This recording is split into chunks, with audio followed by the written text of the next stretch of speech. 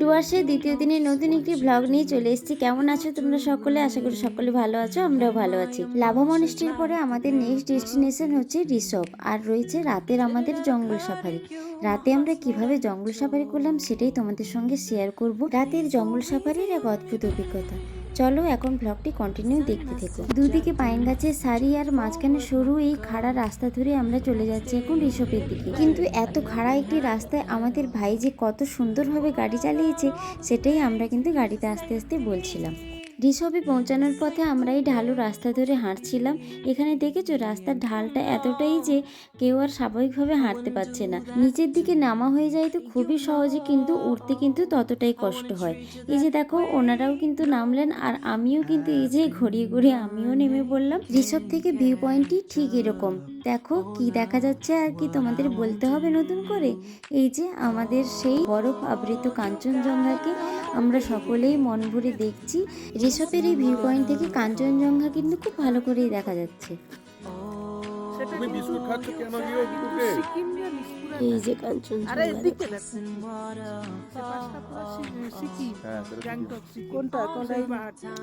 এই যে ঘর বাড়ি এগুলো সব আছে, সেগুলো আমরা গেছি, অথচ যেতে হলে এখন কত ঘুরে যেতে হবে, কত ঘন্টা রাস্তা। এই রিসভ স্পটটি কিন্তু একটি অফিস জায়গা। এখানে কয়েকটি বাড়িঘর আর কয়েকটি দোকানপাট আছে। বেশি কিন্তু ঘর বাড়ি বা লোকজন এখানে থাকে না। এখন এখান থেকে বেরিয়ে যাওয়া হবে, আর রাস্তার এই ঢালটায় এই দোকানটা থেকে ওরকম জল কিনছে, কারণ জল সব জায়গাতেই কিনতে হচ্ছে। পাহাড়ি তো সবসময় পাওয়া যাবে কিনা সেটা ঠিক নেই, তাই কোথাও দোকান দেখলে অবশ্যই একটি জল বোতল আমাদের নিয়ে নিতে হচ্ছে। এখন ওই পাইন গাছের সারি ধরেই আমরা আবার ফিরছি। এই জায়গাটিতে ফেরার সময় কিন্তু আমরা অনেক ছবি তুলেছি, আর আমাদের এই ফটোগুলি কিন্তু আমি ইনস্টাগ্রামে পোস্ট করি। তোমরা কিন্তু আমার ইনস্টাগ্রাম আইডিতে ফলো করতে পারো।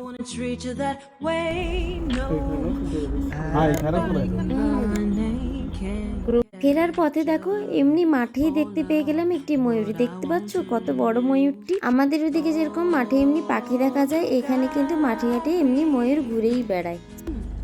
খেয়ে যাচ্ছে ব্যাগ গরু টরুর সঙ্গে সেও করে দেখা যাচ্ছে বাবাই। দেখো ফেরার পথেই আমরা রাস্তায় যেগুলো স্পট আছে সেগুলো কিন্তু দেখে নিচ্ছি। এই যে আমরা এখন চলে এসেছি মূর্তি নদীর কাছে। এই যে দেখো মূর্তি নদীতে কিন্তু এখন একদমই জল নেই। মাসিরা বলছেন যে এখানে বর্ষাকালে জলটা অনেকই থাকে, কিন্তু এখন শীতকালের জন্য এখানে জল কমে গেছে। আর এখানেই মূর্তি নদীর পাশে কিন্তু অনেক দোকানপাট বসছে, সেখান থেকেই ভাই মোমো কিনে নিল। এখানে মোমো আমাদের 1 প্লেট খাওয়া হয়ে গেল, আর এখানে নেওয়া হচ্ছে পেয়ারা মাখা।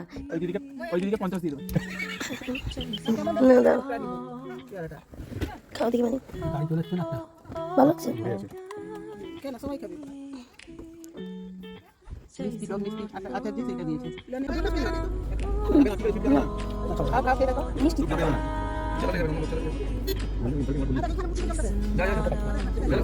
গাড়িতে ঘুরতে ঘুরতে আমাদের সকাল দুপুর বিকেল হয়ে যাচ্ছে। বিকেলে এই যে ফল খাওয়া হয়ে গেল, আর এখন সেখানে আস্তে আস্তে মাঠে দেখতে পেলাম ময়ূর বসছে, যেন এক ঝাঁক ময়ূর বসছে।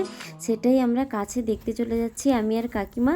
এই যে দেখো দূর থেকে দেখতে পাচ্ছ ময়ূরগুলো, এই ময়ূরের কিন্তু পেখম নেই, তাই তোমাদের এমনি পাখি মনে হচ্ছে, কিন্তু সত্যি কিন্তু ময়ূর ঘুরে বেড়াচ্ছে। এত ভালো লাগছে ডুয়ার্স জায়গাটি। ঘুরতে যাওয়া হোক বা বাড়িতে, সন্ধ্যাবেলা বাঙালির চপ মুড়ি কিন্তু মাস্ট। আমরা কিন্তু সন্ধ্যাবেলা এখানে চপ ভেজে চপ মুড়ি খাওয়া হয়ে গেল। তারপরেই আমরা সকলে মিলে বেরিয়ে পড়লাম জঙ্গল সাফারি করতে। জানি না রাতে কতটা দেখতে পাবো, কিন্তু রাতে জঙ্গল সাফারি যে কেমন লাগে সেটার জন্য সকলে আমরা বেরিয়ে পড়েছি। চলো দেখতে থেকো তোমরা।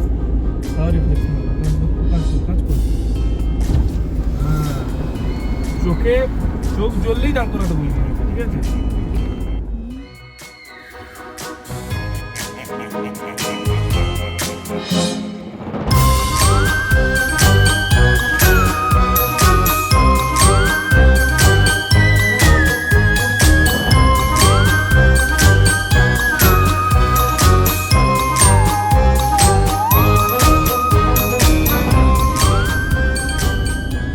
আমি আর যাবো না, আমাকে বলবে না বাবা।